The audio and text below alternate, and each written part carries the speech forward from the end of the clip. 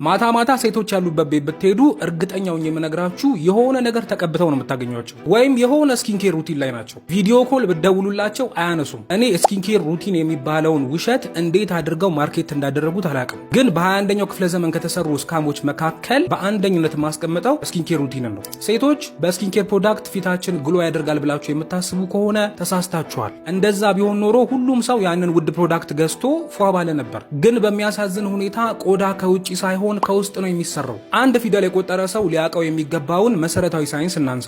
ቆዳ በተፈጥሮ ራሱ ኒውትረንት አብዞርብ ለማድረግ አይደለም የተሰራው፣ ወይም የሚጠቅሙ ንጥረ ነገሮችን ለመምጠጥ አይደለም የተሰራው። ቆዳ ኤክስክሪቶሪ ኦርጋን ነው፣ ወይም ከቆሻሻ ማስወገጃ ኦርጋኖች አንዱ ነው። የሰው ልጅ ቆሻሻ የሚያስወግድበት 3 መንገዶች አሉት። አንደኛና ሁለተኛ ሽንት ቤት የሚያስኬዱት ናቸው። ሶስተኛው ግን ቆዳ ነው። ሰውነታችን ቆዳን እንደ መጠባበቂያ ቆሻሻ ማስወገጃ ይጠቀመዋል። ከዛ ውጪ ግን ቆዳ የሚጠቅመንን ነገር አብዞርብ ለማድረግ አይደለም የተሰራው። በቃ ኔቸሩ ያ አይደለም። ታዲያ እንዴት ነው በቆሻሻ ማስወገጃ በኩል የሚጠቅም ነገር የሚላከው? እንዴትስ አብዞርብ ይደረጋል? ቆዳ እንደ ማንኛውም የሰውነት አካል ኦርጋን ነው። ውጪ ተቀመጠ ማለት እኮ ከውጪ ነው ምግቡን የሚበላው ማለት አይደለም። እስቲ በሚቀቡት ነገር ከሰዓታት ያለፈ ሪል ግሎ ያገኘ ሰው አሳዩ።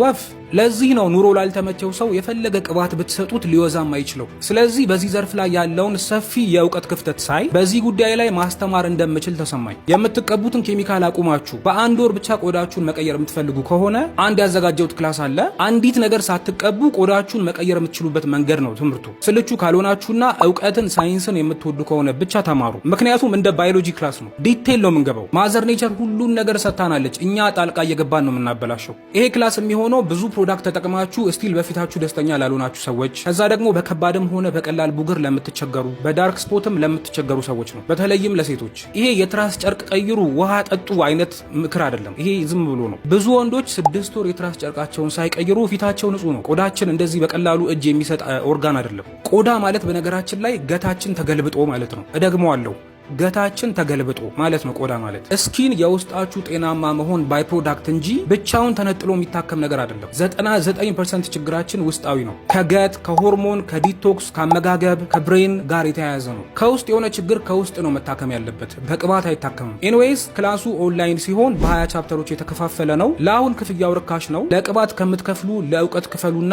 እድሜ ልክ ተጠቀሙበት። ስለዚህ ጉዳይ ዲቴል መማር የምትፈልጉ ከሆነ በዚህ ቴሌግራም ዩዘር ኔም ቴክስት አድርጉልኝ። ከዛ የምትማሩትን ተግባራዊ አድርጋችሁ ለቆዳችሁ 1 ወር ብቻ ስጡት፣ ያስገርማችኋል።